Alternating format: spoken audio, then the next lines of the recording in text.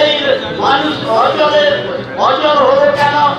যোগাযোগ করতে পারছে না কেন? রাস্তাকে কর্তৃপক্ষ জবাব দাও।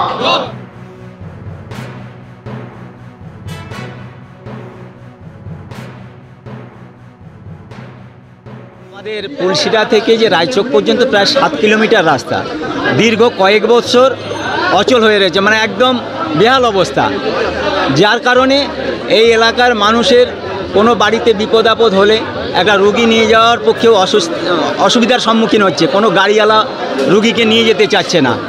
এই এলাকায় বহু স্কুল রয়েছে, স্কুলের ছাত্রছাত্রীরা প্রতিনিয়ত দুর্ঘটনার শিকার হচ্ছে। খুব দুঃখের বিষয়, আজ থেকে প্রায় 1.5 বছর আগে আমাদের এই মানুয়া সোমনাথ প্রাথমিক বিদ্যালয়ের একটি 3য় শ্রেণীর ছাত্রকে আমরা এই দুর্ঘটনা হারিয়েছি। এর থেকে আর মর্মান্তিক আর কী হতে পারে? শুধু তাই নয়, এই এলাকার হাজার হাজার মানুষকে রুটি রোজগারের তাগিদে এই রাস্তার উপর দিয়েই কিন্তু যাতায়াত করতে হয়। তা সত্ত্বেও দীর্ঘদিন আমাদের সমষ্টি উন্নয়ন আধিকারিকের কাছে আমরা এ নিয়ে দৃষ্টিগোচর এনেছি, বারে বারে জানিয়েছি, তাও কিন্তু আজ পর্যন্ত আমাদের সমাধান হয়নি। বাধ্য হয়েই আমরা আজকে এই পথ অবরোধের পথ বেছে নিয়েছি।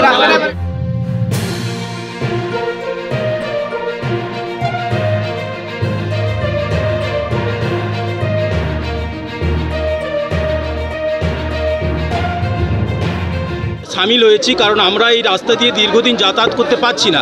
আমরা শুধু শিক্ষক নয়, সামনে দেখছেন একটা প্রাথমিক বিদ্যালয় বা এখানে একটা বিদ্যালয় আছে, মানোয়া উচ্চ বিদ্যালয় আছে। প্রতিনিয়ত ছাত্রছাত্রীরা তো সমস্যার সম্মুখীন হচ্ছে, সাধারণ মানুষ মানে বিশেষ করে রোগীরা। এইখানে কোনো মানুষকে যদি রোগীকে নিয়ে যেতে হয়, কোনো ড্রাইভার এইদিকে আসতে চাইছে না। এবং দীর্ঘদিন এটা মানে প্রায় 9-10 বছর হচ্ছে এই রাস্তাটা এই রকমই অবস্থায় পড়ে আছে। মানে রাস্তার যে বেহাল দশা সেটা আপনারা দেখলেই বুঝতে পারবেন।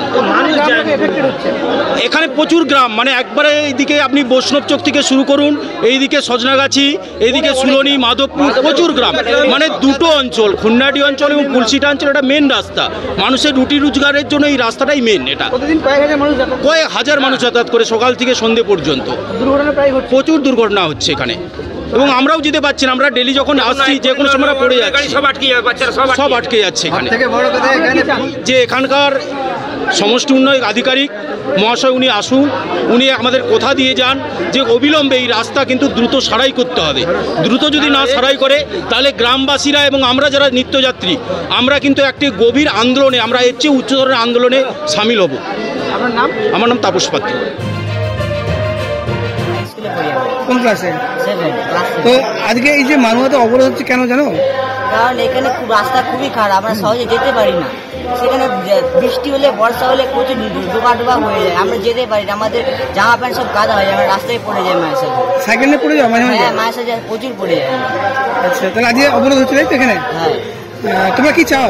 আমরা চাই যে রাস্তাটা ভালো হয় পুরো।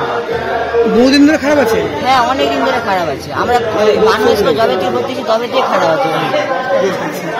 অবিলম্বে সারানো, তাই তো? হ্যাঁ। তোমার নাম? আইন